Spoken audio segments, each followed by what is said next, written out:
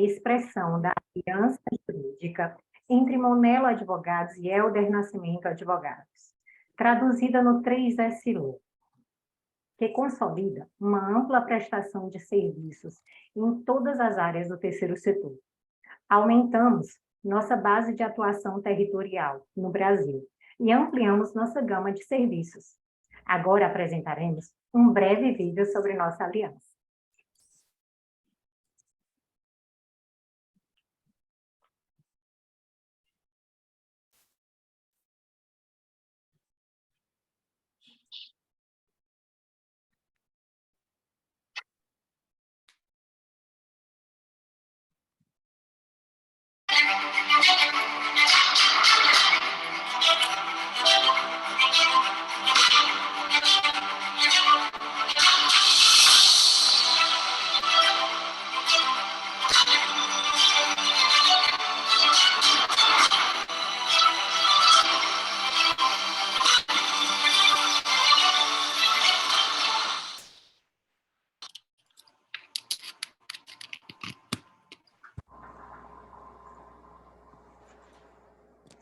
Informamos também que os escritórios aderiram à campanha Outubro Rosa.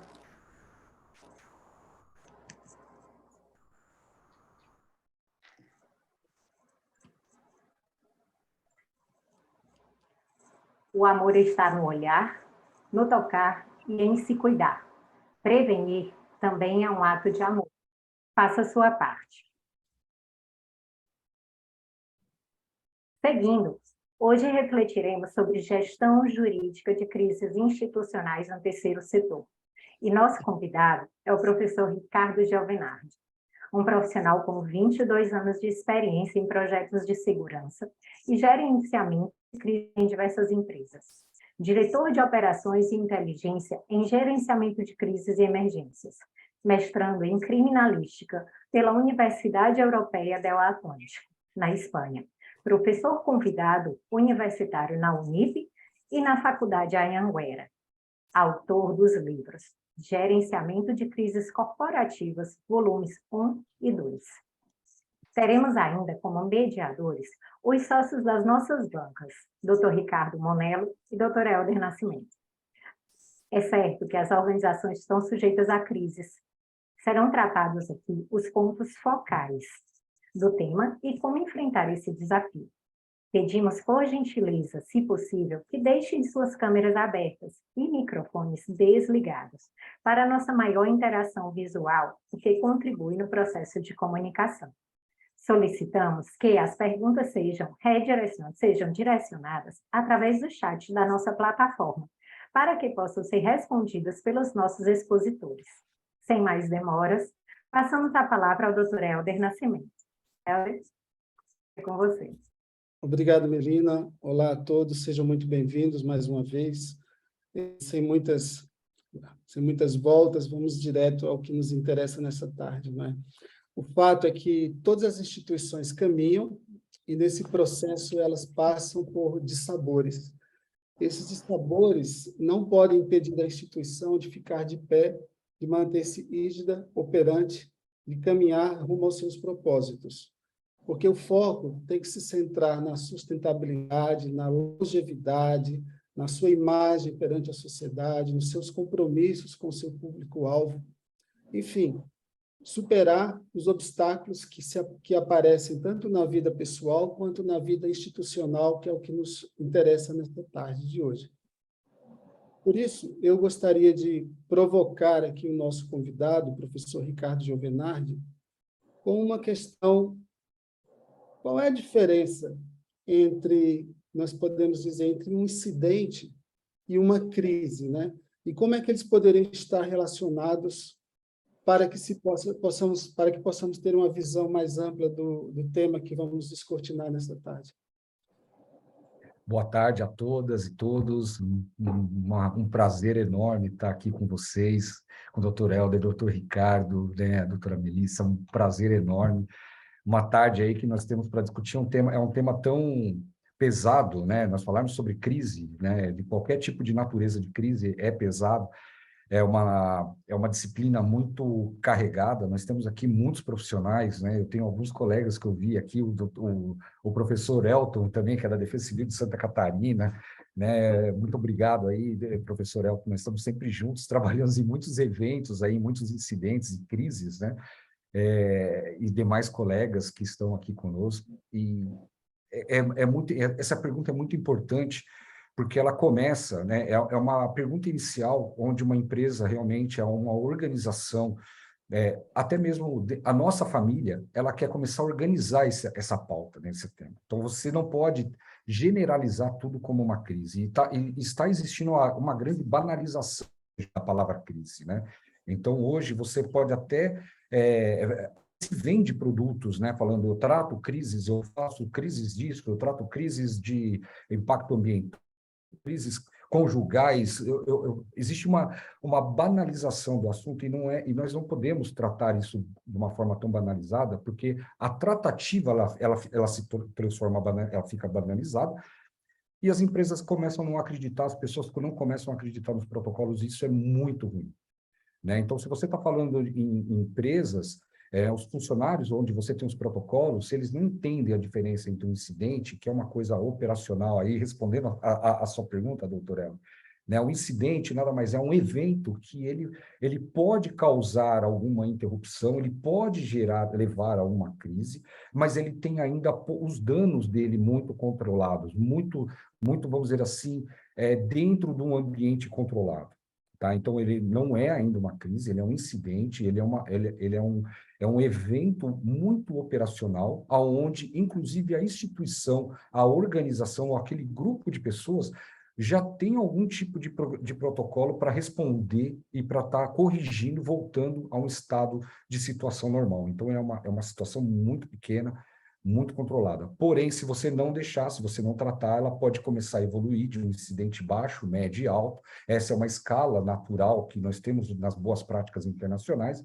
E aí, passou do incidente alto, ele pode se transformar numa crise, subir para um desastre e chegar numa catástrofe, né? E qual que é a diferença entre a crise, o incidente e a crise, né? Então, o incidente ele é muito controlado, um incidente operacional, com conhecimento prévio da organização de como retornar à normalidade.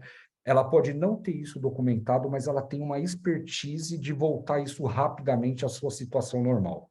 Então, isso é um incidente. A crise já não. A crise você já tem uma mudança abrupta do seu dia a dia. Existe um dano potencialmente ou já alto, e aonde você tem, inclusive, você não tem, inclusive, medidas, às vezes, de controle, ou você só tem um protocolo de orientação, como, por exemplo, a formação de um gabinete de crise ou uma área de gerenciamento de crise, né? Que daí vai fazer a organização. E aí, quando começa de crise para desastre, catástrofe, quanto maior seu dano, quanto maior ser os impactados, seja ele ativo, seja processo, sejam pessoas, maior ele vai subir nessa escala. Então, você tem uma crise, depois você começa a ter um desastre e você chega num nível de catástrofe, né? Com maior danos, com maior perda de vidas. Aí eu estou falando de vidas humanas, de vidas animais, da flora também, que muitas pessoas às vezes esquecem de mencionar, mas a flora também é tão importante quanto a fauna. Se você perde algum tipo de espécie, você mexe no meio, no ecossistema de alguma área, então você tem um dano muito grande, né? E a capacidade e o tempo de retorno à normalidade, quanto maior for essa escala, é mais demorado. Então, essa é a primeira lição de casa que quem está nos ouvindo aqui precisa, dentro da sua organização, e até mesmo dentro da sua casa, é fazer essa distinção. O que é um incidente e o que é uma crise? Porque, muitas vezes, as pessoas colocam tudo num patamar de crise e você gasta um dinheiro X para você tratar uma crise, por exemplo, operacional, uma crise de parada, crise de inadimplência de pagamento de mensalistas, seja de alunos, seja de qualquer tipo de serviço que você venha prestar, é uma crise, e você começa a ter um aumento no número de inadimplência, essa é uma crise. E você pode colocar esse mesmo tratamento, onde você vai colocar toda a liderança da organização, todas as cabeças do topo do board dessa organização para tratar essa crise, para tratar um incidente, por exemplo, como uma falta de abastecimento de algum tipo de insumo por um determinado tempo controlado. Então, quanto mais você sabe, tem a noção dessa diferença do incidente e da crise, melhor vai ser o seu retorno à normalidade e melhor será a sua estratégia de retorno com custo dentro de um ponto de equilíbrio que nós chamamos, onde você não vai gastar excessivamente um dinheiro ou tempo ou recursos humanos para fazer esse tratamento. Então, essa é uma diferença muito grande, essa pergunta é muito importante, essa é uma primeira pergunta que precisa ser feita. E aí, como você determina o que é incidente, o que é crise? Nas análises de preparação. Todas as análises de preparação, do entendendo a organização, que é no ciclo de continuidade de negócio, no ciclo de gerenciamento de crise, que a primeira fase é entender a organização. Quais são os riscos a qual ela está exposta, quais são as ameaças a qual ela está exposta, quais são as suas vulnerabilidades, e se por um acaso isso se materializa, qual é o dano que isso causará dentro da sua organização. Então, precisa ter essa importância, precisa ter essa leitura, e precisa, daí você consegue quantificar e entender qual o tamanho do seu problema que a sua organização tem. Não é tão simples, não é uma coisa tão de prateleira, quanto eu quero fazer um plano, só quero fazer um plano de crise. Tudo bem, mas o que você quer tratar, quais são os seus impactos? Né? Então, é toda uma ciência, uma metodologia aí que precisa a organização para entender aonde, vamos dizer assim, falar no linguajar mais popular, aonde o seu calo vai doer mais, aonde na hora que eu apertar, que eu pisar no seu calcanhar, no seu calo.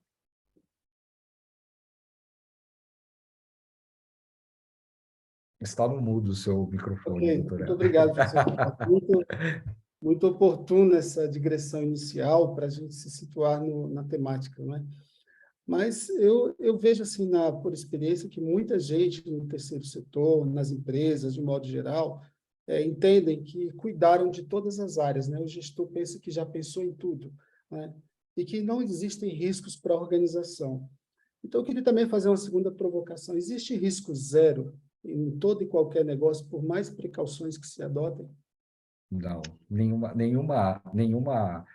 organização, nenhum grupo, né, nenhuma família está imune a riscos, a ameaças, existe risco zero. Né? Como que você tem um risco zero? Quando você elimina o problema da frente. Né? Então, eu tenho um risco de ficar sem o meu carro. Qual que é o risco? O meu risco de baixo, médio ou alto, de eu ficar sem o meu carro. Como que eu elimino esse risco? Eu não tendo carro. Então, eu tirei o fator, aí eu não tenho carro, eu não tenho o risco de ficar sem carro, porque eu já não tenho carro. Então, pode parecer muito elementar isso que eu estou falando, mas as pessoas, elas confundem. Não, a minha organização tem risco zero. Não, não tem. Então, você pode ter uma organização com risco baixo. E você pode priorizar ou não as tratativas para mitigar esse risco. E daí você vai olhar assim, qual que é o quanto essa empresa, eu não quero usar termos muito técnicos, tá, pessoal? Então, às vezes eu demoro um pouco para falar, para não ficar uma coisa muito chata e uma fala aqui muito chata e técnica. Mas eu preciso entender qual que é a minha predisposição de aceitar riscos, qual é o meu apetite a eu aceitar esses riscos. Então, não existe uma organização risco zero. Né? As pessoas acham que eu tenho um risco zero aqui na minha organização. Não, você não tem. Ontem mesmo eu estava numa reunião e nós estávamos discutindo sobre um determinado tema e falou assim, qual que é o risco desse seu planejamento ele ser falho? Aí a pessoa que estava falando, nenhum risco. Aí nós corrigimos, falando, não, você pode ser um risco baixo, e muito baixo, mas não existe risco. Essa é a mãe de todos os erros, né, que nós falamos. Então, não existe um risco zero a partir do momento que você tem uma estrutura, que você tem um negócio, que você tem uma operação. Ele pode ser muito baixo, mas ele sempre vai existir. Acho que o doutor Ricardo veio aqui já para me provocar, já, doutor Ricardo. Doutor Ricardo, um grande prazer falar novamente com o senhor, doutor Ricardo. Um grande prazer. Amigo Ricardo, satisfação em reencontrá-lo. Então, uma boa tarde a todos, meus amigos e minhas amigas do terceiro setor, aqui e de modo especial, através da querida Melina, cumprimentar todas as mulheres aqui, e não só elas, mas essa campanha que a Monella Advogados, a Helder Nascimento e o Grupo Aldiza estão apoiando, do Outubro Rosa, e na sequência o Novembro Azul também, já lembrando aí, que são pautas realmente importantes para a nossa sociedade. e a alegria de estar aqui com o meu amigo e parceiro Helder, e sócio da Helder Nascimento, junto com a Melina, e a alegria de compormos a 3S Law, ou 3S Law, e certamente vai contribuir bastante para o desenvolvimento, fortalecimento das nossas entidades do terceiro setor. E também meus amigos aqui, através do Eduardo Melo, CEO do Grupo Aldiza, que está nos assistindo. Obrigado aí pelo apoio e também por retransmitir esse conteúdo que lá ficará disponível no YouTube das três organizações aqui. Professor, é sempre uma alegria ouvi-lo, aprender, e eu sou um aprendiz e também alguém que gosta muito desse tema, e eu fui, vamos dizer, empurrado e sendo empurrado cada vez mais para dentro dessa realidade, tanto pelo trabalho profissional nas nossas empresas, na Monelo Advogados, no Grupo Aldiza, como até no trabalho institucional à frente da FENACOM, né, que é uma entidade que representa mais de 500 mil empresas aí do segmento empresarial. E essa temática, gestão jurídica da crise, ou a gestão, não só jurídica, a gestão de modo mais amplo, e eu penso que é assim que devemos enxergar, de modo multidisciplinar, até porque o mundo hoje pede, né? As soluções são mais complexas, envolvem diversos conhecimentos. Então, parabéns aí pelo seu trabalho, primeiramente. E, ao contrário, né, quando a gente fala de crises, nós temos muitas vezes encontrado aquelas pessoas, não, é terceiro setor, a minha entidade é pequena, ela não está exposta a tantos riscos, né? E depois, eu já vou jogar algumas perguntas para o senhor aí depois, claro, poder falar, porque muitas vezes, né, às vezes as pessoas até falam, olha, o assunto ele é desconfortável, o assunto ele é de fato presente numa pequena organização. Qual é essa relação, né? Risco e crise? E eu sempre falo, por mais que possa parecer desconfortável para alguns, eu não acho que é desconfortável é a entidade deixar de existir de uma hora para outra, as pessoas se machucarem no sentido moral, financeiro ou a própria vida. Então, quando nós falamos de crise, eu estou muitos anos falando de compliance, toda essa nossa discussão visa proteção, prevenção, contenção e o que se objetiva. Quando alguém toma um remédio, até uma medicina mais integrativa ou preventiva, não é que ele não vai ficar doente, que ele possa sair melhor de uma gripe e de uma outra situação. Quando eu implanto um programa de prevenção, não é que as coisas não vão acontecer, mas eu não saber das coisas é muito pior, né? E às vezes a gente encontra, quando nós falamos no terceiro setor, onde nós também lidamos, e talvez isso seja um indicador, professor, boa parte dos gestores são voluntários, tem uma dedicação parcial de tempo, e às vezes fala, bom, essa situação é pouco provável, tem o risco, eu vou pensar nisso depois, ou se acontecer. E aí, às vezes, as pessoas esquecem que as pessoas, e as pessoas jurídicas, as organizações passam, como bem o Helder perguntou e o senhor trouxe, desde o incidente às crises. E muitas vezes pode impactar aí na nossa continuidade, na nossa sobrevivência. E às vezes, agora, olhando como advogado, também como contador, como auditor, a gente fala, a crise impacta ou pode impactar a continuidade. Olhando de um ponto de vista operacional, isso por si já é um problema, mas existem também os danos que podem ser materiais, entre outros, que muitas vezes se tornam de difícil reparação. E eu procuro fazer uma reflexão com alguns clientes, quando falamos de compliance, de risco, e eu vou dentro da linha do risco, não aprofundando tanto na crise, e aí o senhor é muito melhor, certamente, para aprofundar, e eu gostaria de ouvi-lo, mas as pessoas falam, a crise, quais são os fatores? E a gente sempre tenta mostrar que não só a crise, mas o risco pode ser interno, de causa da própria entidade, da sua operação, ou externo. Né? E aí nós pegamos E aí, já jogando algumas nuances e provocando o pessoal para perguntar aí no chat, e a Melina deve estar acompanhando aí o nosso chat, nós temos questões, a própria economia, o senhor falou da inadimplência, Excelente. questões da operação, as normas trabalhistas, fiscais, tributárias. Eu dou um exemplo que também serve aqui para já acelerar a nossa reflexão. Algumas empresas de vários segmentos entraram nesse campo da política e da eleição com comunicações eu não estou indo para o lado A ou lado B, não é isso que eu quero dizer. Mas o que a gente percebeu?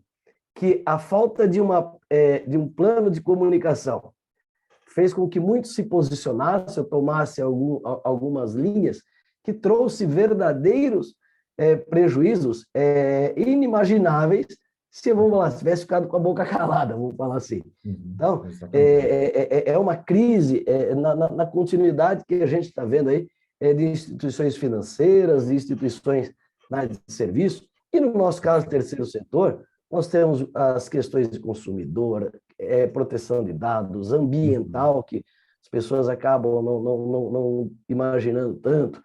E sem falar, daqui a pouco a gente faz algumas perguntas dentro da educação, do hospital. Mas eu daria, então, eu faria algumas perguntas para o senhor. O que é realmente, conceitualmente, a gestão? A gestão ela tem um conceito amplo. Mas como é que o senhor entende a gestão, inclusive jurídica, da crise, e essa relação com a gestão de riscos? E, às vezes, o que a gente tem discutido em compliance hoje, que não basta fazer um mapa do risco, é mais do que isso. E qual é essa relação, então, da gestão do risco com a crise? Exatamente. Eu acho que é excelente explanação que o senhor trouxe, doutor.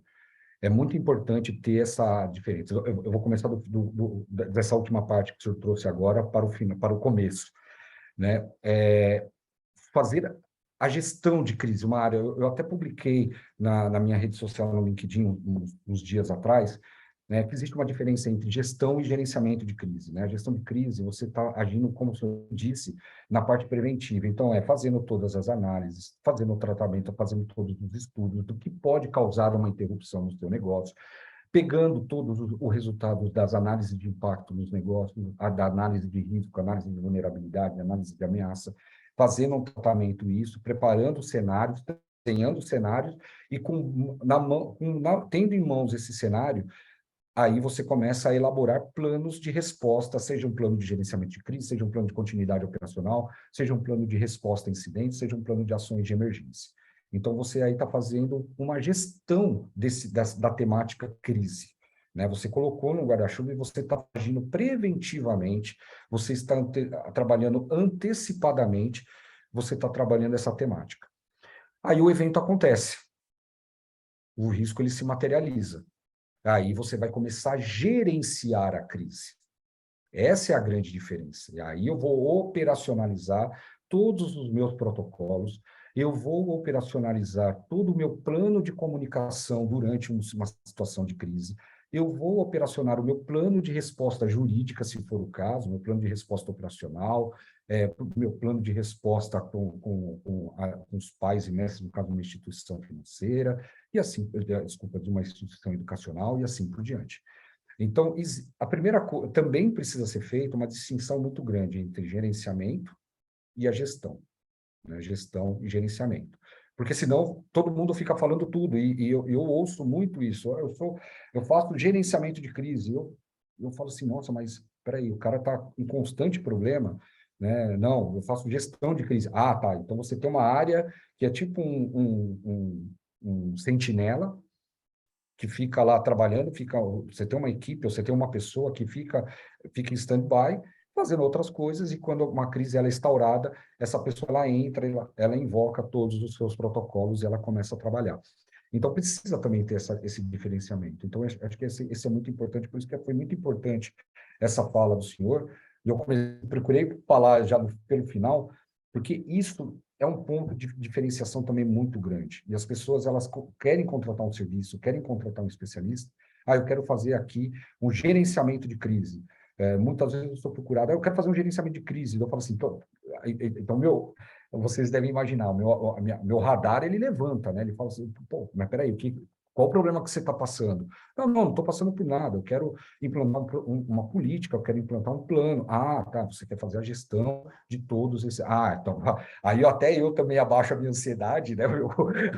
O meu estado de alerta, eu fico até um pouco mais tranquilo, porque realmente é complicado. E quando toca o meu telefone, quando eu já estou embarcado em algum cliente ou em alguma situação, em algum trabalho, a pessoa, infelizmente, as pessoas não ligam para o Ricardo para me convidar para um churrasco, me convidar para tomar um vinho, tomar uma cerveja, tomar uma água, tomar um café. As pessoas,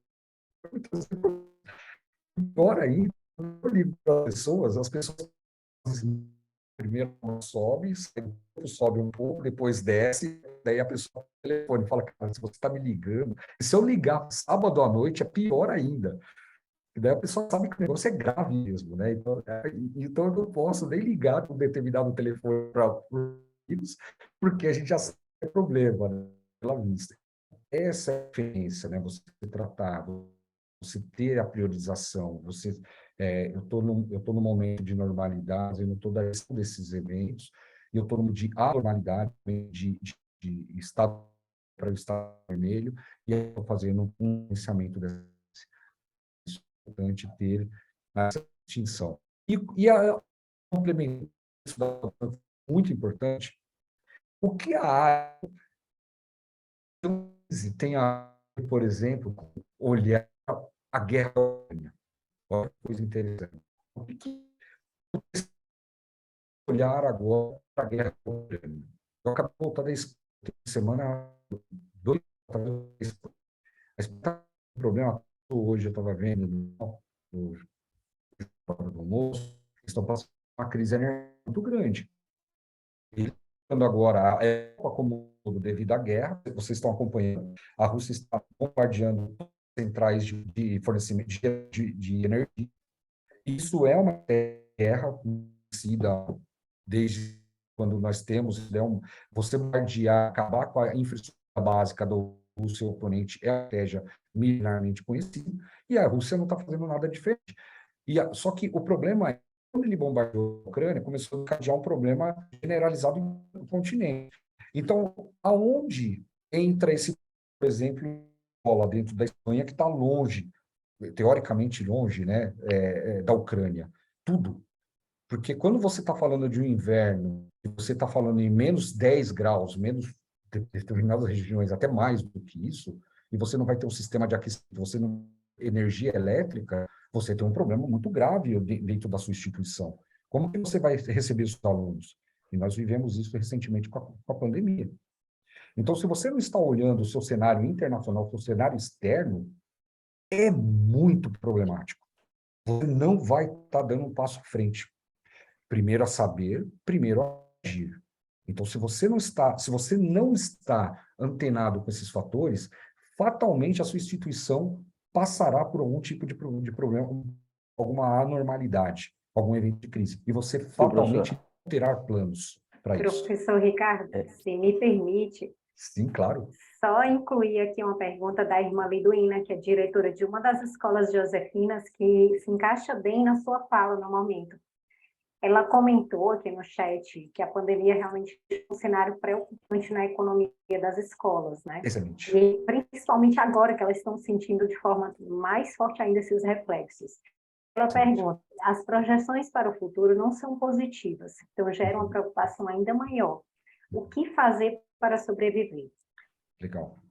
Bom, voltando até um pouquinho do que eu estava falando, primeiro fazer essa análise, fazer essa reflexão externa, né? Ela já fez isso, até pelo conteúdo da pergunta dela, ela já fez isso. Agora, o que ela tem que fazer? Agora ela tem que olhar dentro de casa. Quanto eu estou preparado para atravessar esse período de adversidade, como, por exemplo, a pandemia? Aí são cenários que nós iremos construir. E dado a esse cenário, como por exemplo, eu vou citar um exemplo aqui muito genérico, tá? Me perdoem se eu não for muito assertivo. Alta evasão escolar. Que a minha instituição ela vai enfrentar esse problema. como que a minha instituição vai, primeiro, tentar evitar a saída dos alunos, né, fazendo com estratégias de aproximação dos pais, como, por exemplo, na pandemia nós tivemos muito a questão da teleaula. Essa foi uma estratégia, foi um plano de contingência e viu-se muito eficiente para você não ter... Nós tivemos impactos altos. Eu sou pai de 2 crianças e eu sei o quanto isso gerou de problemas mais psicológicos e mais, assim, da questão de distanciamento social que nós humanos somos. Nós não conseguimos viver longe com distanciamento social. Então, nós estamos vendo hoje, presenciando hoje esse impacto. Mas, falando de negócio, qual foi a estratégia das organizações? Disponibilizar aulas remotas. Então, essa foi uma estratégia. Talvez não estivessem preparadas as instituições, agora nós estamos muito mais preparados, mas rapidamente todo mundo começou a se adaptar. Como os restaurantes começaram a se adaptar, né? Então, hoje antes eu não tinha um espaço, agora eles começaram a fortalecer o trabalho. Isso não foi um plano de contingência também.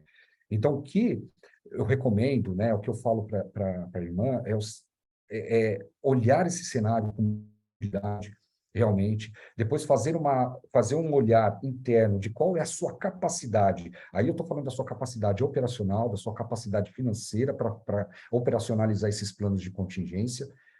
E aí, um ponto, o que eu mais gosto do terceiro setor, e que eu levo isso para todos os meus cursos e palestras, como um bom exemplo, é a capacidade de diálogo que o terceiro setor tem.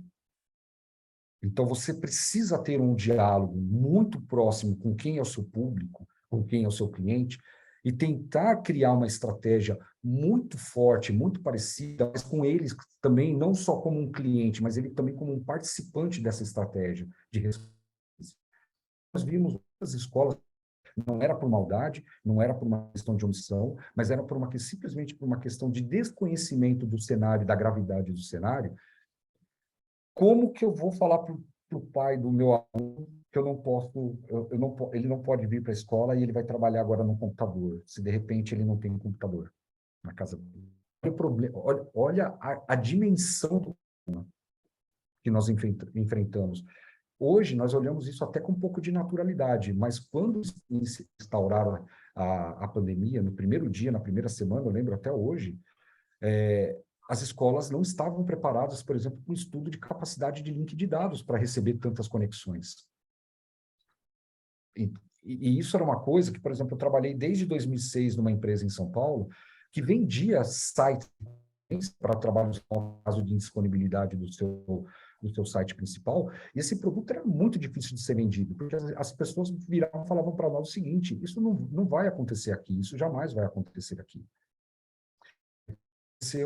E, de repente, as pessoas que antes falavam que não, elas imploravam por uma baia de trabalho ou por um link de dados, pagando o preço que for necessário para não perder a sua operação. Mas daí já é tarde. Aí você entra na questão que é muito parecido com o cenário de guerra, que é a lei da oferta e da procura. Eu tenho pouco no mercado, você vai pagar o que eu quero. E aí você se transforma em um refém da situação. Então, olhar antecipadamente esse cenário, irmão, é muito importante. A senhora agora já tem um estudo de caso da pandemia muito forte, a senhora deve ter aprendido muito na questão da instituição da senhora. Então, é nada mais, nada menos do que pegar como a senhora atravessou por esse processo da indisponibilidade, no caso da pandemia, e colocar agora num outro cenário, como, por exemplo, uma pandemia 2, um exemplo. Ou, por exemplo, um distúrbio social muito grande, como, por exemplo, uma guerra. Então, agora nós temos uma bagagem muito próxima e nós aprendemos, infelizmente, sangrando e perdendo muitas vidas, que nós sabemos o quanto custa, não somente dinheiro, não somente como trabalho, mas psicologicamente falando, o custo nós não estarmos preparados para uma crise tão grave quanto essa. Aí eu já estou falando já de desastre, já estou falando de catástrofe. E aí nós temos sinais, né? Eu gosto muito de falar, nós recebemos alguns indicativos que o problema realmente, de fato, ele acontece. Então, construir esse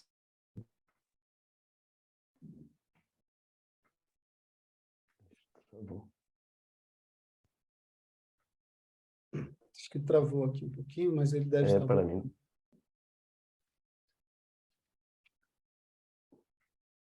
Então, vamos aguardar um pouquinho, que eu acho que, não, que esse incidente não seja uma crise, né?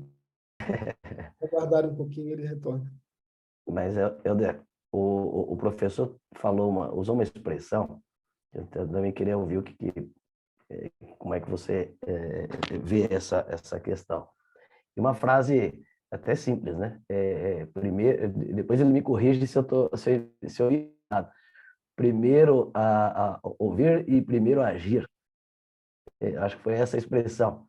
Eu gostei, professor, depois o senhor retoma aí o raciocínio, porque isso tem a ver com a própria pergunta da irmã, no que diz respeito ao que pode acontecer, que pode ser de um incidente a uma crise. Quando o senhor trouxe a questão da guerra na Ucrânia, realmente muita gente fala oh, tá lá do outro lado.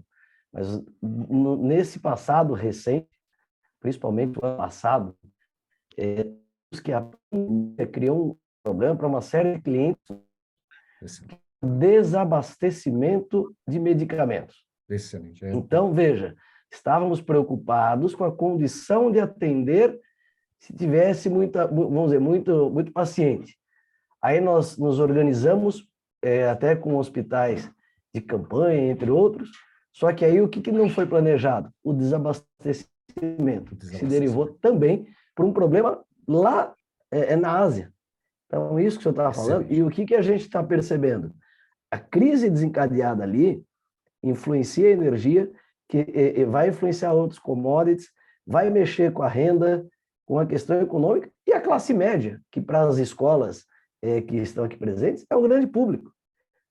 Então, realmente é um ecossistema, mas eu só intervi porque o senhor havia travado a conexão. Ótimo, ótimo, excelente, não, mas tem tudo a ver, então até eu estava também olhando o chat, o professor Elton, ele também falou assim, nós estamos passando por esse problema de energia aqui no Brasil, estamos passando por um problema de energia, então é um problema externo que a minha organização, ela não é geradora de energia, mas ela é um cliente potencial, ela é um cliente, um alto cliente de consumo de energia. Então, se eu não tiver energia, eu não vou conseguir ministrar uma aula, eu não vou conseguir fazer um atendimento hospitalar, eu não vou conseguir fazer um atendimento humanitário, seja em qualquer tipo de organização que atenda algum tipo de público vulnerável. Então, eu preciso pensar nesse tipo de vulnerabilidade, eu preciso estar atento a como o meu externo, ele está, quais são os meus principais ativos que abastecem o meu processo de negócio, eles estão atendendo, eles estão estáveis ou não, para eu começar a me preparar. Isso é muito comum, então, quando nós estamos vendo esse tipo de cenário, né, as organizações, aí no começo o Dr. Helder também falou o seguinte, como que aqui no Brasil nós estamos, né, em relação aos outros países do mundo, nós temos países mais avançados, com uma consciência muito mais avançada em disponibilidade, em gerenciamento de crise, em continuidade de negócios, como, por exemplo, a Inglaterra. O próprio Estados Unidos também tem uma cultura muito forte, o Japão tem uma cultura muito forte de continuidade de negócios, seja para o terceiro setor, seja para a iniciativa privada ou pública. E no Brasil, o que nós estamos passando? Nós estamos passando por um problema de transformação, e isso muito motivado pela pandemia agora. O grande acelerador dessa disciplina foi a pandemia. Nós não podemos negar nem o 11 de setembro. O 11 de setembro trouxe um boom, vamos dizer assim, desse tipo de prestação de serviço, mas também foi um tiro muito rápido, vamos dizer assim, foi muito curto. Nós pensávamos, nós havíamos uma ideia de que iria realmente, de fato, se construir uma mentalidade mais consciente de prevenção. Nós temos vários desastres aqui causados por o homem interferiu, como o professor Elton, a Defesa Civil de Santa Catarina fala muito, o desastre não é natural, o homem interfere na natureza, então, na verdade, o desastre é causado pelo homem, não pela natureza. Né? Então, nós temos muito desses desastres hoje, com enchentes, com alagamento, desabamento de encostas, desmoronamento de encostas, e nós não evoluímos na cultura de prevenção, nós evoluímos muito pouco. Então, é muito comum eu entrar num seminário, eu apresentar um risco, como, por exemplo, o risco de... Vamos lá, vamos falar sobre atirador ativo, né, que nós estávamos conversamos até no nosso evento lá em Sorocaba.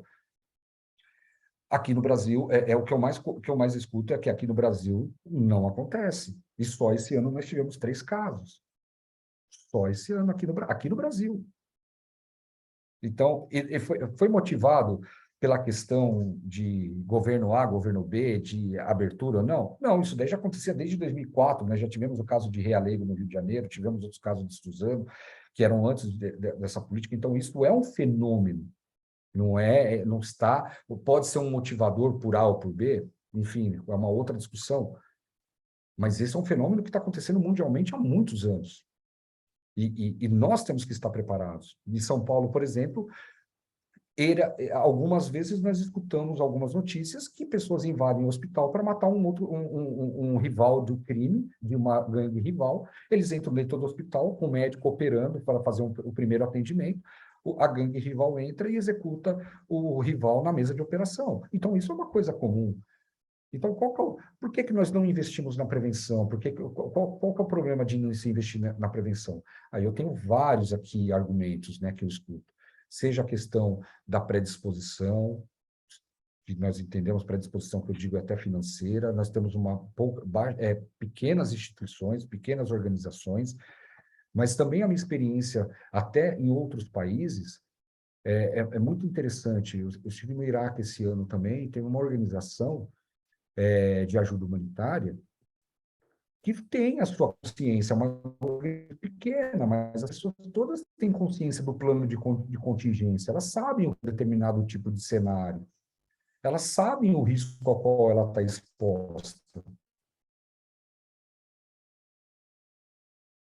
Ela sabe que ela não pode Então, o que eu não quero usar aquela ameaça aqui nesse nosso bate-papo. O que eu quero usar aqui, o que eu quero que vocês levem para reflexão no final de semana é o seguinte: a consciência, a predisposição que eu tenho, não importa o tamanho da minha organização, o quanto eu estou predisposto a implantar uma política de gestão de crises, de resposta a algum incidente dentro do meu setor, seja ele qual for. Esse é um diferencial muito grande. Professor, eu já passo para você até uma provocação do que ele falou do hospital. E nós já tivemos, aliás, esse exemplo que o senhor deu, infelizmente nós tivemos no Rio de Janeiro, e que deu uma divulgação bastante ampla, pessoa de uma facção entrou para executar um paciente que era de outra facção, né? Então, mas fazer um exemplo que chegou esses dias também no hospital, e também depois uma situação concreta de escola. E aí, como é que a gente gerencia isso? Por exemplo, essa semana, segunda-feira, um médico da área do pronto atendimento se percebeu ali, a equipe, que ele estava cometendo uma série de falhas, inclusive chegando, veja, ao ponto de equivocadamente entubar um paciente que não precisava. E aí se descobriu que ele estava com burnout, que está extremamente alta nesse período de pandemia e pós-pandemia, associado ao próprio médico ao consumo de medicamentos. E tiveram alguns óbitos no hospital. O detalhe, alguns supervisores sabiam desse problema de saúde do médico. E um caso também recente, uma escola que, organizando, alguns chamam de trabalho em campo, levando alunos do Infantil 1 para fazer uma visita a uma área, vamos dizer, rural. Uma das crianças, por infortúnio, acabou se afogando e falecendo no lago. São todas coisas que, não saiu o médico na mídia, o outro saiu na mídia local, a criança que se afogou. E aí eu faço a pergunta, como é que a gente pode criar um comitê de gestão, não sei se é essa a expressão mais adequada, Perfeito. ele deve ser multidisciplinar, e como estamos aqui duas advocacias, o papel do advogado numa situação dessa. Excelente. Multidisciplinar, tá começando uma resposta bem objetiva. Multidisciplinar, por que multidisciplinar? Porque você tem a experiência e o conhecimento das pessoas estratégicas dentro da ONG, dentro da organização, dentro da empresa. Então, deve ser multidisciplinar.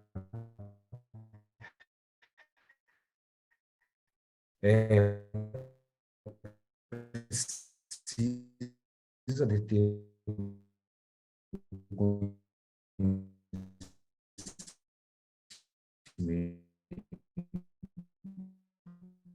e qual que é o papel do advogado?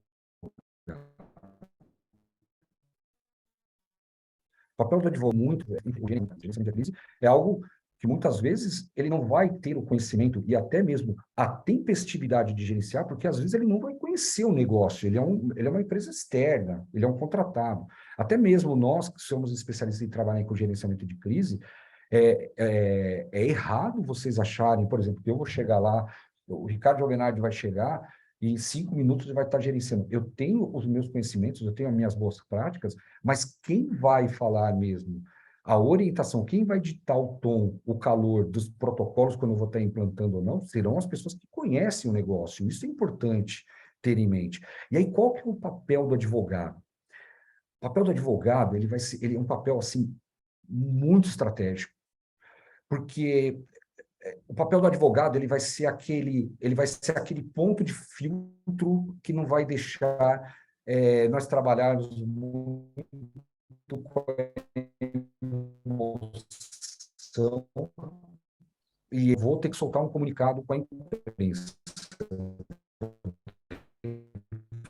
fazer uma coletiva. Gente, o que eu vou falar, como eu vou falar, a forma como eu vou me portar, a pessoa que vai falar está preparada para falar. Então, o advogado ele vai ser aquele ponto de equilíbrio, onde vai nos ajustar. O que eu estou fazendo dentro da lei, o que eu não estou fazendo, o que eu fiz, deixei de fazer, eu cometi um erro legal e eu vou ter que falar a verdade, eu vou ter que dizer a verdade, mas como eu vou dizer a verdade, para quem eu vou dizer a verdade, quais os órgãos competentes que eu preciso trazer para a mesa para conversar, os meus stakeholders internos, os meus parceiros,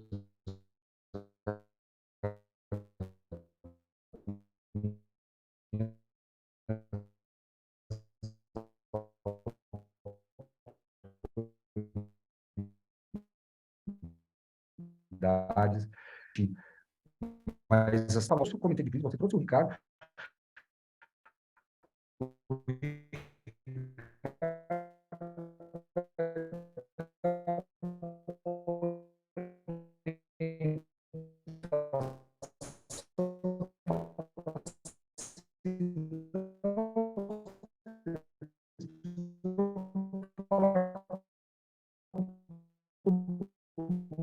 precisa fazer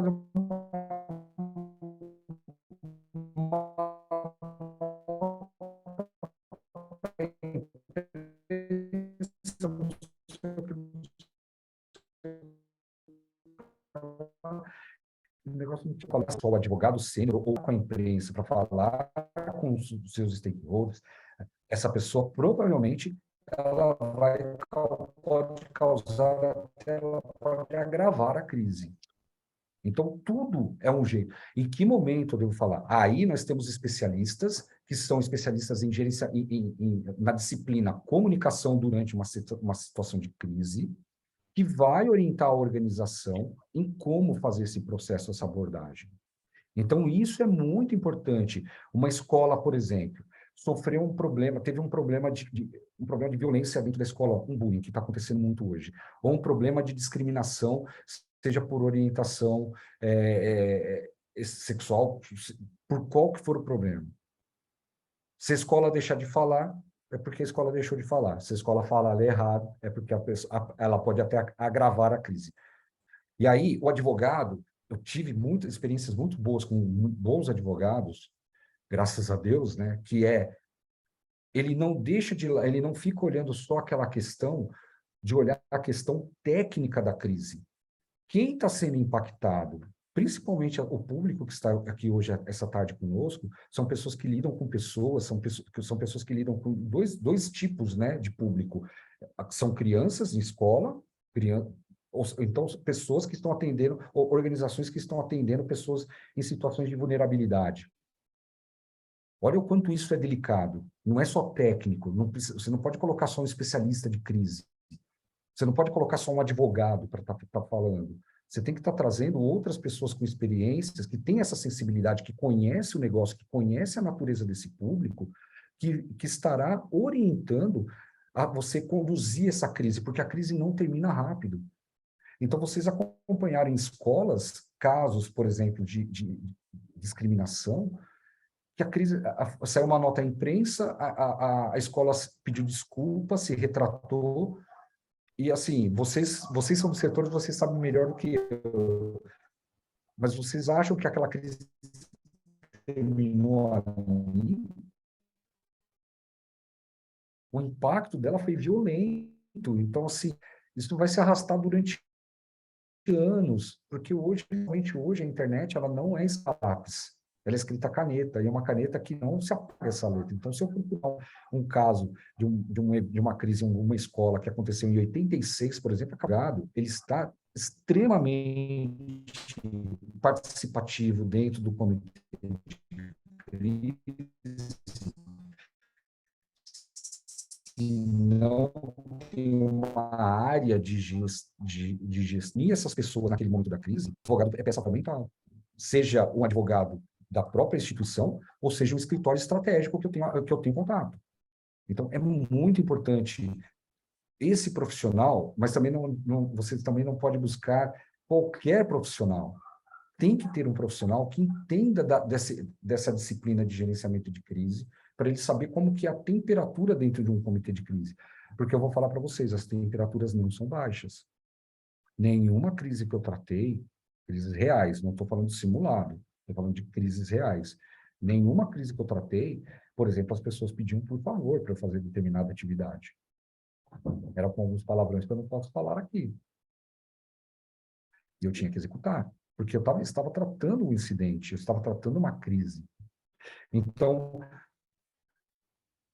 a arte, ela é completa. A arte que eu digo, é o simulado, a pessoa leva um choque quando ela tem. Aí, pegando um gancho nessa pergunta, só para encerrar, eu estou estendendo muito, doutor Ricardo, mas assim, o perfil da pessoa que tem que estar nesse comitê, ela tem que ter essa resiliência. Eu não quero usar essa palavra resiliência, eu quero usar a palavra assim, esse preparo. A pessoa que está, ela tem que saber que ela será exigida no seu extremo físico, psicológico e intelectual. Essa pessoa será exigida ao seu extremo. Não é pouca coisa. Profissionais que estão aqui comigo, colegas que trabalham com gerenciamento de crise, sabem do que eu estou falando. Não é fácil, é uma carga muito grande, muito pesada, que inclusive vocês que estão aqui, vão sair daqui hoje, pensando em montar o seu comitê de crise, essa é uma preocupação. Quanto essas pessoas psicologicamente estão preparadas para trabalhar com uma crise? Desculpa, doutor Ricardo, eu me estendi demais. Não, foi ótimo. Eu vou passar o Helder aqui, senão eu posso me empolgar também. Ok. Eu estava ouvindo e estabelecendo algumas conexões aqui que me parecem importantes, né? A necessidade de conhecer bem um negócio para poder melhor prestar o atendimento no momento da crise. Mas me fez pensar também que o gestor, e aqui nós temos vários gestores e gestoras, eles precisam conhecer também profundamente a sua atividade. Às vezes, nós percebemos que o gestor não conhece todos os impactos possíveis a que a sua instituição está sujeita. Uhum. E aí é necessário que a gente faça uma fatia fina de cada setor da organização, seja a questão de segurança física, seja a previsão de uma crise. Veja, por exemplo, agora que nós estamos todos impactados pela Lei Geral de Proteção de Dados, né? Uhum. Será que a gente pensou na possibilidade de um hacker invadir nosso sistema e levar todos os dados? E se isso acontecer, qual a imagem que a instituição ficará perante o seu público-alvo? Seus dados estão seguros, não estão seguros? a reputação da instituição, a desorganização financeira, departamento pessoal, organizacional, e quanto maior a instituição, e sobretudo se for uma época de provas, as notas desaparecerem. Estou dando um exemplo micro para perceber que tem algumas coisas graves.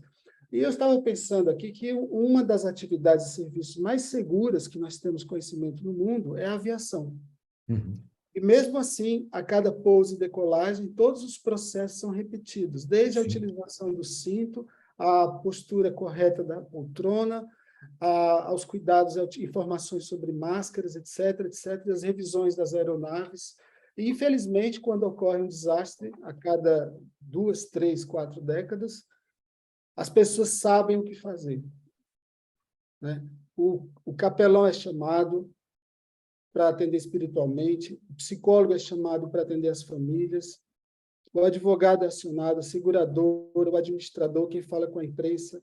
Não é porque eles resolveram se reunir e pensar o que fazer. Certamente eles já sabiam o que fazer em questão de minutos, caso cada um estaria posicionado para atuar preventivamente. Eu fico pensando, em cada instituição, e cada um conhece os seus problemas, se a gente contemplou efetivamente soluções para cada situação que apareça, ou possibilidades de solução.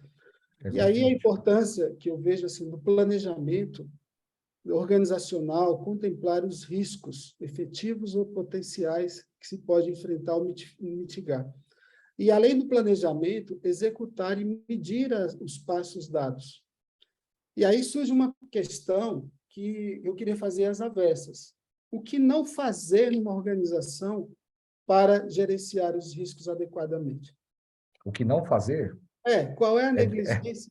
A principal negligência, excelente pergunta, eu vou usar a fala do senhor, é deixar de conhecer a organização, deixar de fazer as análises. Eu falo muito isso, eu quero parecer um produto, mas fazer análise de risco, fazer análise de vulnerabilidade, é tudo isso que o senhor falou de uma forma mais, vamos dizer assim, mais didática. Né? Então, entender a organização, o que é? Entender qual o risco, quais os riscos que eu tenho, quais os riscos ao qual eu estou exposto, quais as ameaças que eu tenho, que a minha organização está exposta, quais as vulnerabilidades que eu tenho. Com base nisso, eu vou começar a construir meus protocolos.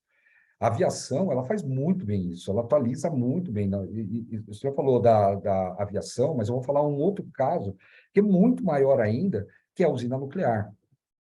Quer entender procedimento de segurança, de contingência, crise, é usina nuclear.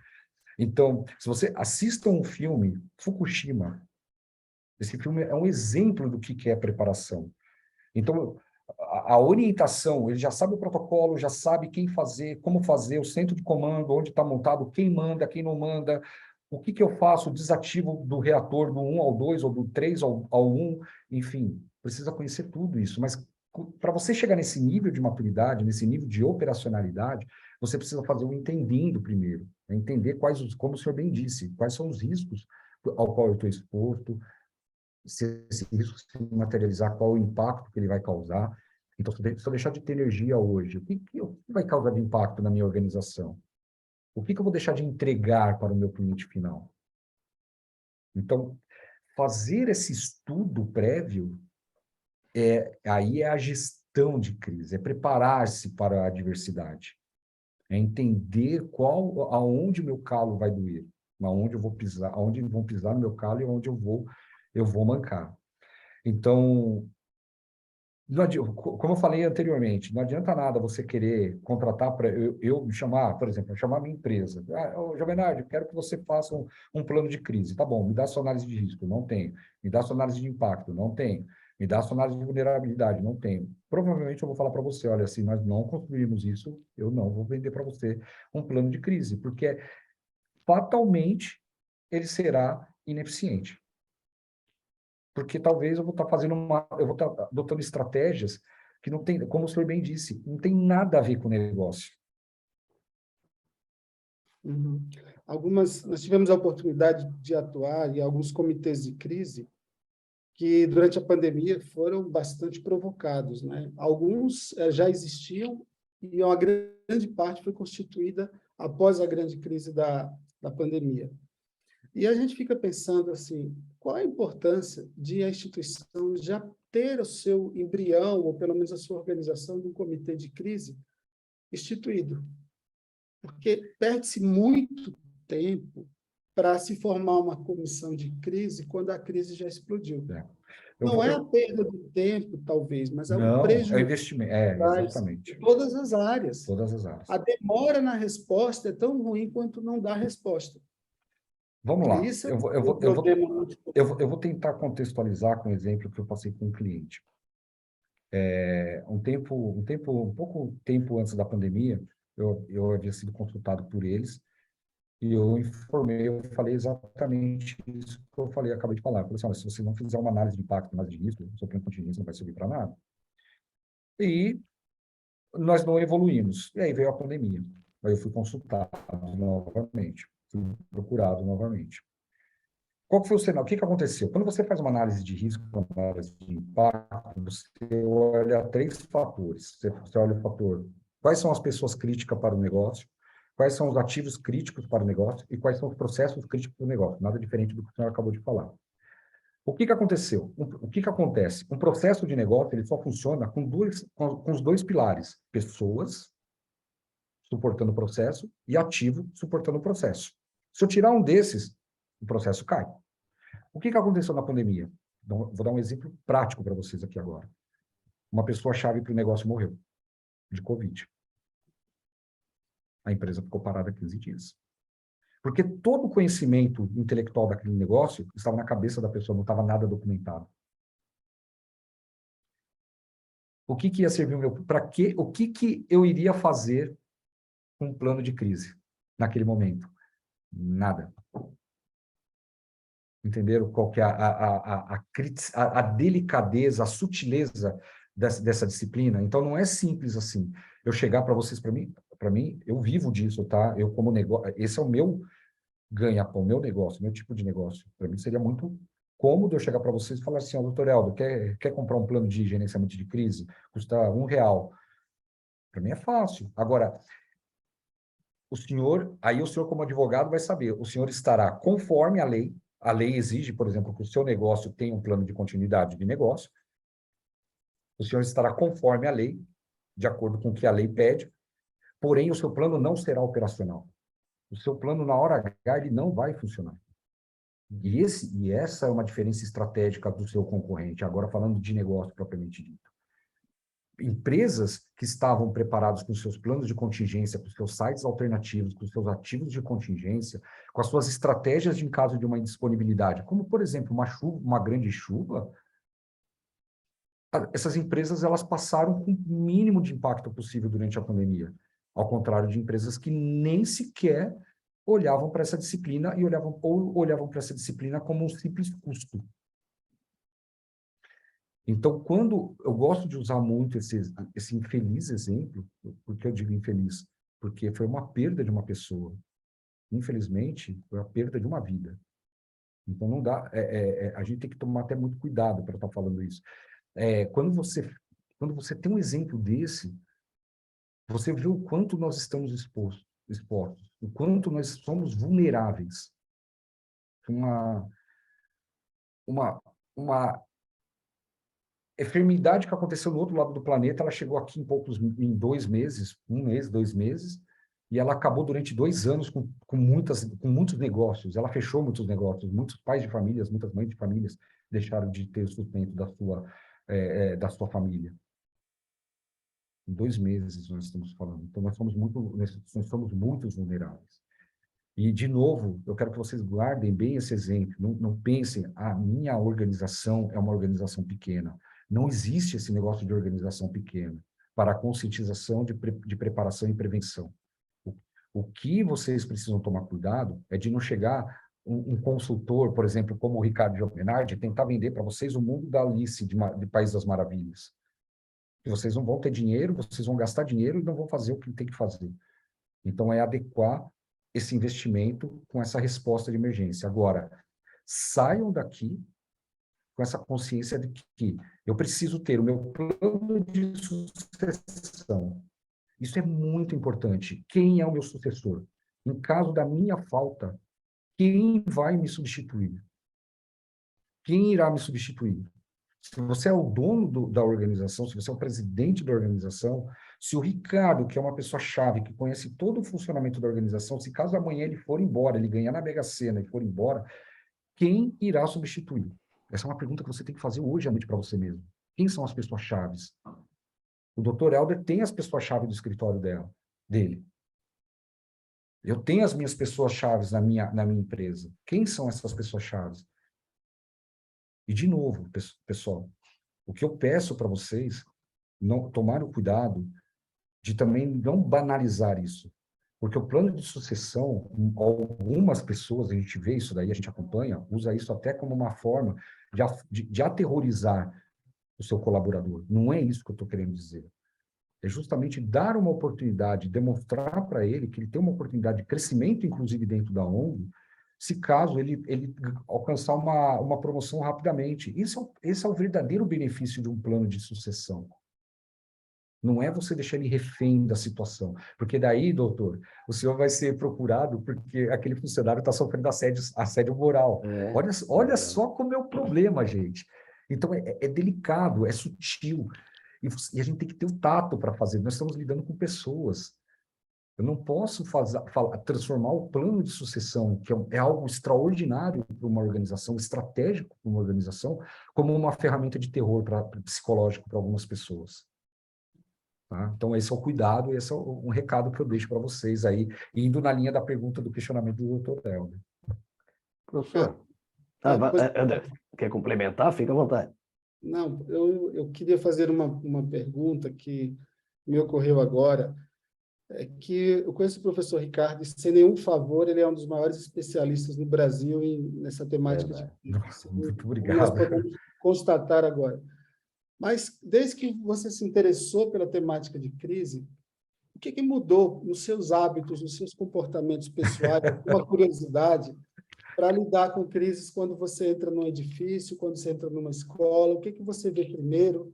O que passa pela sua cabeça, que é uma pessoa que prevê tudo que pode ocorrer como crise? O mindset dele. O mindset, né?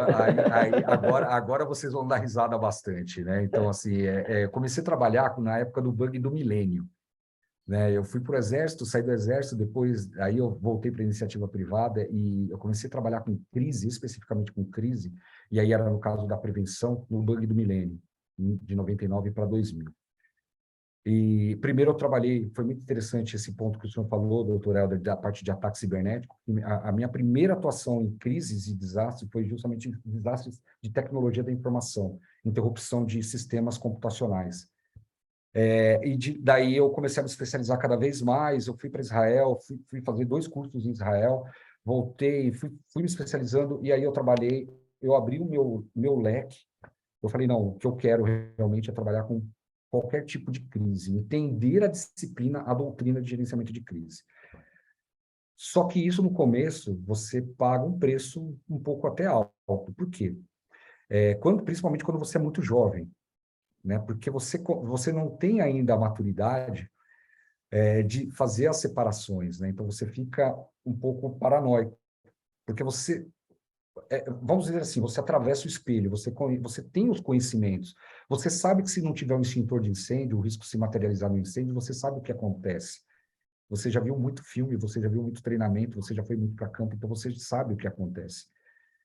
Então, eu comecei a trabalhar isso no começo é muito pesado, vamos dizer assim, para quem realmente quer começar a trabalhar com isso, e muitas pessoas saem, deixam isso de lado. Então, são poucos profissionais hoje que nós temos no Brasil, infelizmente, que focam a sua carreira para trabalhar com prevenção e, no caso de uma efetivação do desastre, trabalhar na resposta. Então, a preparação, para você que está pensando, é muito importante você ter um apoio muito forte, seja da sua liderança, seja da sua organização, ou se você está trabalhando por conta própria como autônomo, você procurar pessoas, isso é uma coisa que eu vejo ou não tinha essa informação, nós não tínhamos aqui no Brasil essa gama de informação que nós temos hoje. Nós temos hoje psicólogos, psiquiatras que dão esse apoio, né, até mesmo falando em estresse pós-traumático, em situações, e dá uma orientação, dá uma preparação, é como uma academia. Então, lembra que eu falei? Você tem que cuidar do corpo, da mente e do espírito. Você tem que ter isso, né? Porque você vai para casa. Quantos casos a gente vê de policiais que cometem suicídio? Porque chega uma hora que a carga é tão violenta que você vê de violência que uma hora o ser humano ele deixa, isso extravasa. E a pessoa, às vezes, eu estava lendo uma reportagem domingo no UOL, eu estava na Espanha, mas estava lendo uma reportagem no domingo, foi uma reportagem muito interessante, que um policial falou assim, ele deixou uma carta para a família, se não me engano, e ele falou que ele não aguentava mais, porque ele via muita coisa ruim. Então, se você vai montar, por isso que eu falei lá atrás, você vai montar um comitê de crise, você tem que trabalhar essas pessoas, você tem que dar um apoio, um suporte para essas pessoas. Aí, falando do meu mindset, por exemplo, eu vou num hotel, eu já quero saber aonde que é a rota de fuga. Eu chego ao ponto de contar quantos degraus tem a rota de fuga, se eu tiver tempo, se eu vou ficar muito tempo. Eu lembro até hoje, eu trabalhava numa empresa, eu trabalhava no 31º andar. A segunda coisa que eu fiz na empresa foi descer a escada, a saída de emergência, o número de degraus era 1.633 degraus, eu demorei 16 minutos para chegar no ponto de encontro lá embaixo. Eu lembro desse número até hoje. Esse é o meu mindset. Eu preparo onde eu estou sentando, aonde eu vou sentar, como eu vou sentar, rota de fuga, se tem extintor, se tem placa de sinalização, se a placa está correta. Então, quando você trabalha com crise, com emergência, antes eu até fazia essa brincadeira, eu sou meio paranoico. Hoje eu não falo isso, que eu sou paranoico. Hoje eu falo que eu sou precavido. Aí, se vocês quiserem ler um livro, leiam um livro muito bom chamado Impensável, da jornalista Amanda Ribeiro. Ela entrevistou as vítimas dos maiores desastres. Leiam esse livro. Aí vocês vão entender o que eu estou falando. Bela dica, se puder depois pôr no chat também. Vou Professor, colocar agora. essa pergunta do Helder, ela também provocou aqui uma outra reflexão, Helder, parabéns. Eu também tenho essa questão de olhar a rota de fuga, entre outras coisas, quando eu estou principalmente em lugares com muita gente. Mas o que eu tiro também a leitura que eu faço dessa tua informação é o quanto muitas vezes nós criamos comitês e eles ficam estáticos, para não dizer paralisados. E muitas vezes a gente fala, vamos dizer que eu tenho um comitê de crise, mas esse comitê não deveria ter uma dinâmica. Por exemplo, o senhor falou, trouxe ao longo da nossa fala aqui, e eu também, mas nós tivemos um caso recente numa maternidade em que houve um incêndio. E o que aconteceu? Havia um comitê de segurança, tinha uma série de outras brigadas de incêndio e tudo, só que ninguém foi treinado para fazer aquilo. Então, assim, existia meia dúzia de pessoas de gabinete, mas ninguém envolveu a operação. E eu lembro certa vez viajando o Helder deu o exemplo do avião, e navio também, por exemplo. Você tinha entrado no navio, aí você entra depois daquela cerimônia toda para chegar no quarto, a mala que não chega, aí toca a sirene, todo mundo tem que pegar o colete e ir para o ponto de encontro. Mas o que a gente percebe em muitas das nossas escolas? Os professores não sabem a rota de fuga. Os médicos não sabem o que fazer, quem atender primeiro, como deslocar, por exemplo, um paciente numa maca. Imagina um problema no centro cirúrgico. Então, eu queria também que o senhor fizesse um comentário sobre essa questão de não é um comitê estático, mas algo em movimento, como é a vida das organizações. Exatamente. Isso é muito importante, porque você não pode... o comitê ele precisa ter uma vida própria, né? Ele precisa ter uma dinâmica, ele tem uma governança. Então, você tem um protocolo, escrever o protocolo, ele ir para o armário, e você achar que quando a crise vier, você vai conseguir operacionalizar, você está enganado. Então, você precisa fazer testes, você precisa fazer simulados, você precisa dar treinamentos, você precisa revisar esse treinamento. As pessoas falam muito assim, em quanto tempo eu devo atualizar meu plano de contingência? Eu ouço muito isso no meu dia a dia. A lei fala que eu devo atualizar meu plano a cada 1 ano. Não, não é só isso. A lei fala que é a cada 1 ano, ou se caso houver mudança significativa no processo. Então, se teve mais pessoas, se entraram pessoas novas, se entraram processos novos, se entraram ativos novos, enfim. Não é simplesmente você fazer daqui 1 ano você voltar no plano. Então, você precisa treinar, você precisa mobilizar. E aí, uma coisa que eu gosto de fazer, quando eu entro nos meus trabalhos, é fazer aquela dinâmica da surpresa. Então, eu chamo todo mundo no sábado à noite. Vamos ver. Se no plano está falando que o Ricardo atende o telefone, ele tem que estar disponível, eu tenho que ligar no sábado à noite, o Ricardo tem que estar disponível. Ou então, tira a disponibilidade do Ricardo do plano, senão ele não serve para nada. Então, Professor, essa dinâmica, ela é muito importante. E aí é uma coisa que, olha só como é interessante. Quando você faz isso com muita frequência, inclusive as pessoas elas ficam mais unidas. O momento de adversidade, ela cria uma integração muito forte nas pessoas, nos grupos. Os grupos ficam mais unidos. Então, você treinar não é só a governança de gestão de crise que você tá praticando, você está praticando a sua governança organizacional, inclusive. Então, precisa fazer isso que o senhor falou. Eu construí um plano, eu preciso testar se esse plano ele tem efetividade. Eu preciso mandar um relatório, e detalhe, um relatório de resultado do teste, ele é um documento legal, inclusive.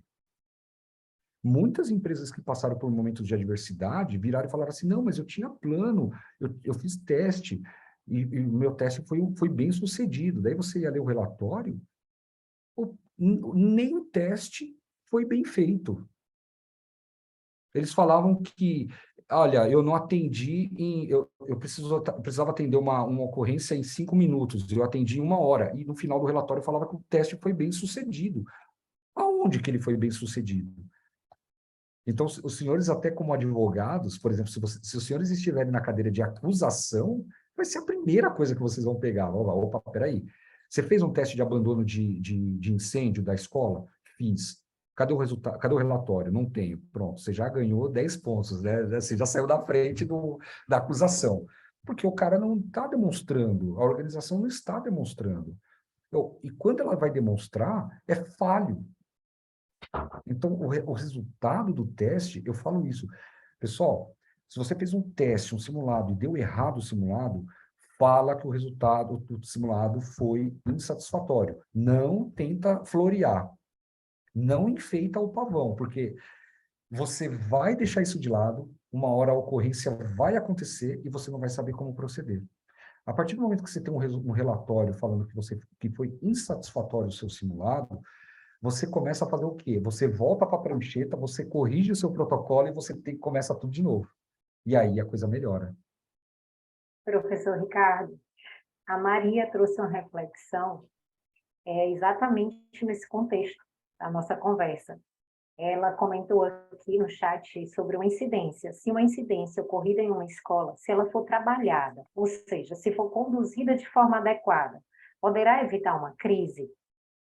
E aí ela comenta ainda que precisam ficar atentas aos sinais para evitar as crises. Às vezes o sinal pode ser pequeno para a instituição, mas poderá ser de forma gigantesca para a pessoa envolvida, né?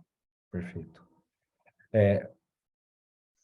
É bem difícil essa pergunta. Evitar a crise, né? Evitar a crise, como que você evita uma crise, né? Monitoramento.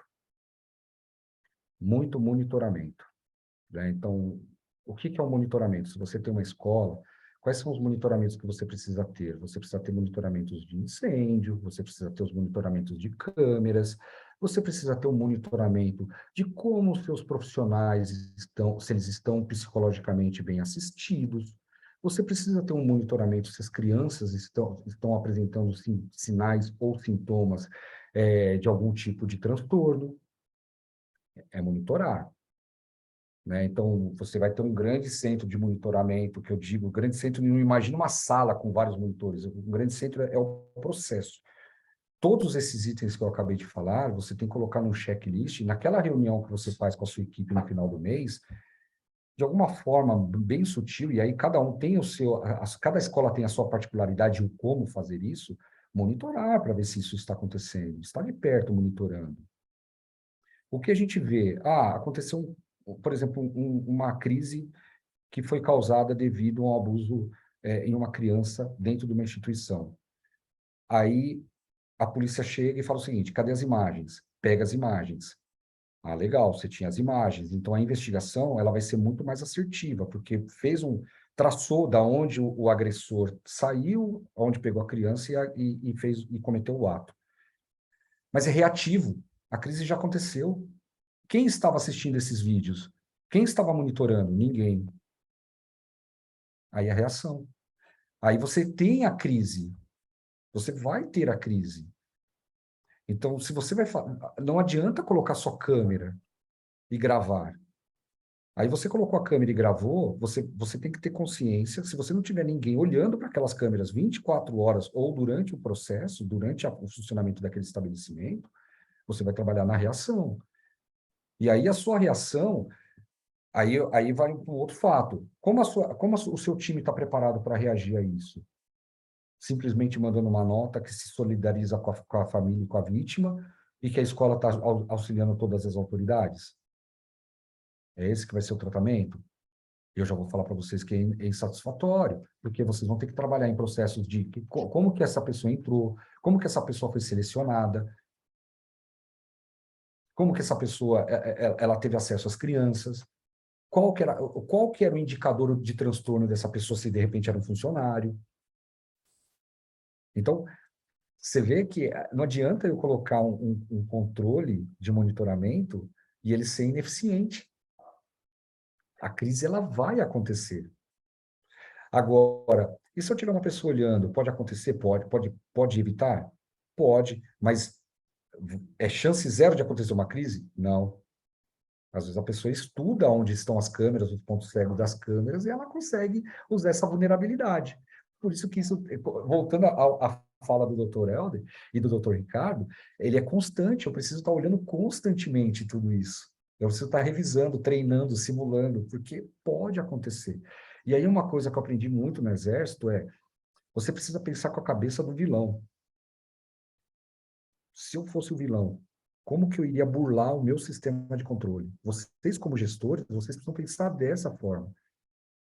Como que eu vou burlar para transformar numa crise? E aí depois o seu segundo trabalho é como que eu vou tratar uma crise se caso ela se manifestar. Professor, a Manuela traz mais uma pergunta aqui para o senhor. Então, nesse raciocínio, o que se deve fazer é, primeiro, analisar riscos, acompanhar prevenção e criar uma operação de gerenciamento de crises? Tirou 10 na prova, Manuela. É isso aí. É isso aí. E aí eu acrescentaria mais um ponto, mais um item ali no final. É treinar, treinar e testar, treinar e testar, treinar e testar. Eu repito isso porque você precisa criar uma cicatriz de treino. A sua resposta ela precisa ser tão simples quanto o respirar.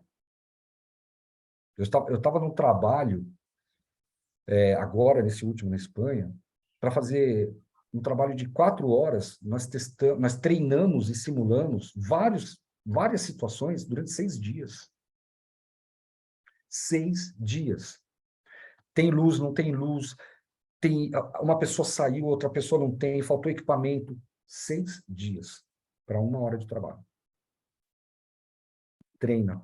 Chegou um ponto que nós sabíamos o olhar da pessoa. Nós conhecíamos a pessoa pelo olhar, se a pessoa sabia o que ela ia fazer ou se ela não sabia pelo olhar, a pessoa não falava nada.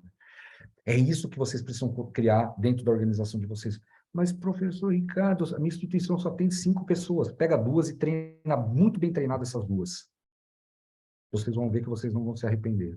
Não crie megas estruturas, gente. Não pense nisso. É loucura. É insanidade.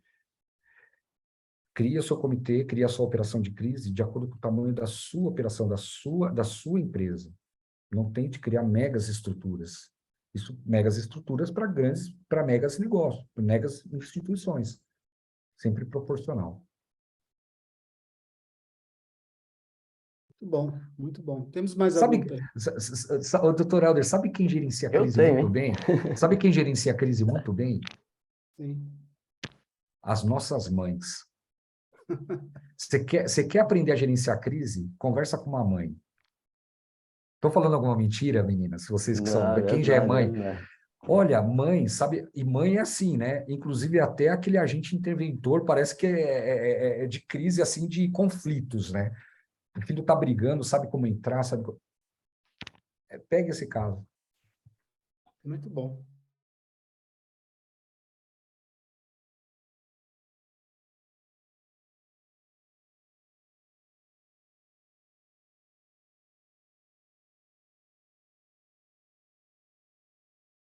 A ação parou, Medina. Opa, olha lá. Então, desde aquele momento, discutindo compliance, integridade, mas o que a gente percebe? Primeiro, prevenir é sempre mais econômico, mais barato que remediar. Perfeito. Esse é o que a gente fala. E as pessoas falam, devo ou não devo fazer? Então, pode ter certeza absoluta. Você fazer algo bem feito preventivamente é sempre mais fácil ou menos difícil e bem mais econômico que a contenção. Ainda que muitas vezes a contenção, sem dúvida, vai acontecer. Mas o que a gente percebe? Quando nós pegamos a lei anticorrupção, que trouxe o programa de integridade, qual foi o foco daquela lei? Na verdade, foi proteger o poder público. Ou seja, detectar, sanar, ou seja, detectar e sanar, é uma regra também do compliance, desvios, fraudes, atitudes ilícitas que envolvam a administração pública. Pois bem, o que a gente. E aí que talvez seja o seu comentário. Nós tivemos o desastre de Mariana, a própria Operação Lava Jato. O que nós vemos ali? Empresas que até tinham programas de compliance premiados, vejam só, premiados, tinham uma política. Quais foram os erros que nós vimos que, primeiro, o compliance furou, e o segundo, e ao meu ver, bastante importante, há uma preocupação no compliance do recurso público, mas não houve efetivamente a gestão da crise, alguns dos escândalos que nós acompanhamos, e, principalmente, com foco na continuidade que o senhor falou logo no começo, ou seja, preservar a própria empresa. Como é que melhora isso, trazendo para o universo das nossas escolas, já que muitas vezes a gente vê um pequeno problema numa escola, que parece ser um pequeno desencadeado, porque não foi cuidado, como uma pessoa colocou no chat aqui, aí vira uma grande crise que muitas vezes quebra uma escola. Então, o que tivemos ali, podemos aprender com esses grandes eventos do passado e atualidade? Excelente pergunta. Uma outra frase que eu até coloquei no meu livro foi: nós precisamos aprender com o passado para melhorar cada vez mais os nossos protocolos de resposta. Então, se você não estuda o passado, os incidentes passados, tem um outro livro também, vou colocar no chat aqui, são as 100 maiores catástrofes do mundo. É um livro que eu não canso de sempre estar consultando, porque é engraçado que você lê, você às vezes é um desastre que aconteceu em 1800 e não sei quando, e acontece praticamente idêntico agora, nesses últimos anos. Aconteceu agora, idêntico.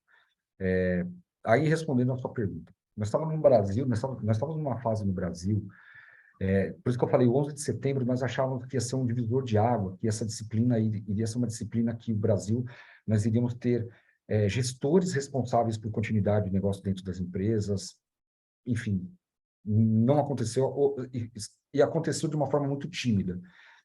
Se você falar dos últimos 10, 15 anos que nós começamos a ter um executivo de risco dentro das organizações e tudo mais.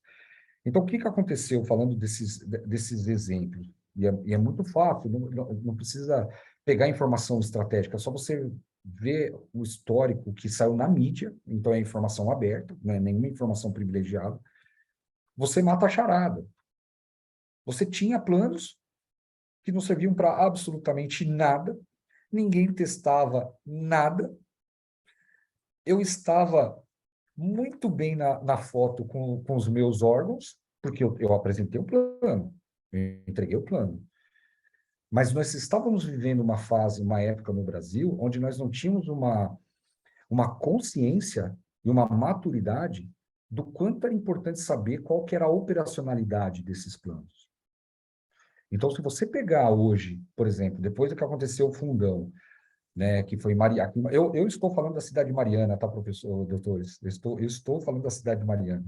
Então, se você pegar o desastre de Fundão, a lei, ela endureceu, ela melhorou muito, porém, ainda as empresas não estavam dando a devida atenção. E aí veio o Brumadinho. E agora, nós estamos passando por uma fase, nos últimos 3 anos, que conduzido muito pela Defesa Civil do Estado de Minas Gerais, Corpo de Bombeiros de Minas Gerais, Ministério Público de Minas Gerais, que é e a própria ANM, né, a Agência Nacional de Mineração, que eu falo que esse trabalho deveria ser modelo para todas as outras agências de todos os outros segmentos, de fiscalizar com muito, muito peso. Porque é isso que precisa ser feito. Porque você não pode estar tendo um plano na gaveta, você falar que o Ricardo ele é responsável por uma determinada atividade, aí eu ligo para o Ricardo não sabe nem que o nome dele está no plano. E isso, se você pegar, é uma realidade que, tirando agora, daí eu vou sair um pouco do cenário da mineração, eu vou para outros segmentos de negócio, é muito comum você se deparar com essa situação. Então, é muito grave isso. Porque até o próprio Código Civil, ele fala que se caso acontecer algo que cause dano para as pessoas, para os clientes, ou para as pessoas em volta, para os funcionários, o administrador ele vai ser penalizado, responsabilizado por aquele dano. Então, assim, não é nem falar que a nossa legislação não tem... eu também não gosto de ouvir isso, a nossa lei é fraca, nós não temos lei. Nós temos, sim. O que pode ser que nós não tenhamos, seja braço, né, força de trabalho para fiscalizar. Aí é um outro problema. É uma outra situação. Agora que nós temos leis, nós temos. A Boate Kiss, nós temos os ABCBs, as normas de NR, de incêndio e tudo, e nós tínhamos uma saída de emergência só. E detalhe, as pessoas saíram e voltaram. Então, a maioria das pessoas, dos jovens que morreram, eles voltaram para tentar salvar os amigos. Então, assim, isso é muito delicado o que aconteceu. O processo que nós estamos passando hoje no Brasil, quando chega um Ricardo para conversar, eu me sinto muito honrado quando eu sou convidado para esses fóruns, para essas lives, porque é uma grande oportunidade que a gente tem de conscientizar as pessoas, de realmente levar a sério, principalmente formadores de opinião e liderança das organizações. E toda organização, seja ela pequena, média ou grande, ela é importante, senão ela não existiria. Então, nós temos muito que ter essa consciência, e aí eu vejo muito como a minha responsabilidade, a minha contribuição de levar essa mensagem para as pessoas. Não adianta eu colocar somente na conta da Defesa Civil, somente na conta do Corpo de Bombeiros, somente na conta... Todos nós fazemos parte dessa solução. Todos nós. E aí o advogado, ele entra justamente para alertar e puxar a orelha daquele gestor ou daquele proprietário daquela organização, que olha, se você não fizer isso, a lei vai ser pesada para você. Você não tem desculpas. Então, isso é muito importante. Esse é um recado, não sei se eu desviei muito da minha resposta, mas era muito importante falar isso, porque é muito importante. Parabéns, professor. Nós temos mais alguma questão, alguma demanda do nosso público? Que nós... Acho que não. Acho que o chat aqui acho que já esgotamos tudo. Eu queria registrar assim, que todos nós aqui, Ricardo Monello, eu e o público, certamente temos a mesma opinião. Nós temos muito prazer em ouvi-lo, professor Ricardo Giovenardi, pela sua experiência, por sua expertise, né, pela sua vasta gama de conhecimentos sobre a temática, e que tenho certeza que provocou alguma mudança em algum ponto das nossas consciências como profissionais que atuam no amplo aspecto do terceiro setor. E nós ficamos aqui muito gratos e honrados por sua participação na live dos escritórios Monello Advogados e Elder Nascimento Advogados, e teremos certamente oportunidade de ouvi-lo em outros momentos, e que nós poderemos realmente crescer um pouco mais na prevenção, na mitigação de riscos a que todos estamos sujeitos como organização e também em nível pessoal, né? Os seus conceitos, a sua visão, o alcance trazem algumas implicações em nossas vidas. Nós não sairemos dessa live do mesmo jeito que entramos. Isso eu tenho certeza. Eu acho que é consenso aqui com o grupo, pelas cabeças que estão assentindo positivamente aqui, pelo que nós vemos, né? E eu, muito honrado pela participação de todos, gostaria de agradecer e devolvo a palavra aqui para Ricardo Mondello fazer as considerações finais, depois para Melina e professor Ricardo Giovenardi. Ao contrário, Giovenardi primeiro, depois Melina. Pois não, acompanhando aí a sua fala, meu amigo Helder, parabenizando aí pela iniciativa e o convite ao professor Ricardo. Que momento gostoso, um assunto realmente, como eu falei muitas vezes, para muitos é duro, mas o senhor trouxe com uma leveza e principalmente, o senhor teve aí uma clareza e uma competência para fazer o exemplo, essa conexão prática com as nossas organizações, e com isso permitir que possamos sair de casa já ir para casa com alguma lição a fazer. Não, como bem disse o Helder, já saímos melhores do que entramos e com avanços possíveis e importantes para as instituições. E, para mim, pessoalmente, um aprendizado nesses mais de 10 anos falando de compliance, de integridade, vou inserir nas próximas palestras a temática da crise, claro que não com o seu conhecimento, mas para que isso sirva de conscientização. Assim como falamos no compliance, tudo é uma mudança de cultura e, como eu brinquei anteriormente, o próprio mindset, modelo mental, como a gente pensa, e enxergar isso como algo possível. Então, parabéns, muito obrigado, Helder, Melina, todos que estão aqui, que organizaram, e vocês que nos assistiram prestigiando nessa tarde especial. Professor Ricardo, suas considerações finais. Bom, pessoal, eu só tenho a agradecer, eu estou muito honrado, né? Como eu disse anteriormente, eu estou muito honrado de ter participado. O doutor Helder é uma pessoa que nós, assim, né, doutor, nós já viramos grandes amigos já desde o do nosso primeiro contato, doutor Ricardo também. Tenho certeza que vocês conduzirão com muita maestria essa disciplina dentro dos escritórios, né? Orientarão os seus clientes com muita sabedoria. Eu acho que o que vocês estão buscando, e nas nossas conversas, isso é muito importante, muito importante.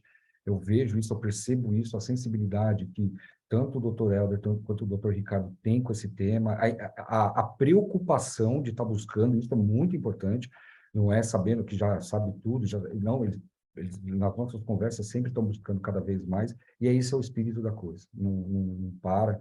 Eu tenho 20 e poucos anos, sou um eterno aluno, né? Eu sou muito, eu leio tudo que vejo sobre crise, assisto tudo, e isso ajuda muito nós a trabalharmos com essa temática. Essa temática ela é muito espinhosa, não adianta olhar só o lado de fora, nós temos que olhar com quem trabalha do nosso lado, nós temos que apoiar as pessoas que estão trabalhando do nosso lado, nós temos que apoiar as pessoas que estão sendo vítimas de algum tipo de crise, né? Então, nós temos que olhar com muita sensibilidade, não é negócio, né? Eu falo muito isso, eu falei isso numa última ocasião, um tempo atrás, eu falei assim, olha, eu não sou de carreira, eu sou especialista em crise e emergência, então a minha priorização vai ser sempre a resposta à crise, a resposta à emergência.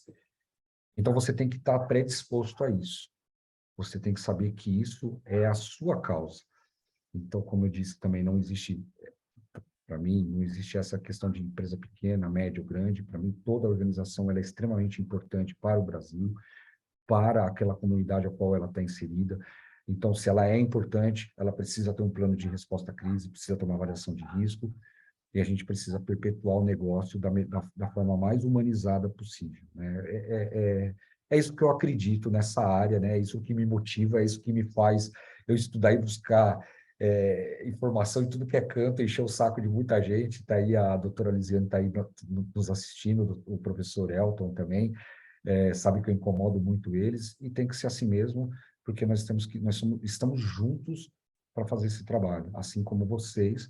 Não se sintam limitados, minhas redes sociais estão, eu coloco no chat aqui, tem o meu site, por favor, fiquem à vontade, quero tirar uma dúvida, tem os meus livros, fiquem à vontade, e eu desejo um final de semana extraordinário para cada um de vocês. Fiquem sempre seguros e contem sempre conosco.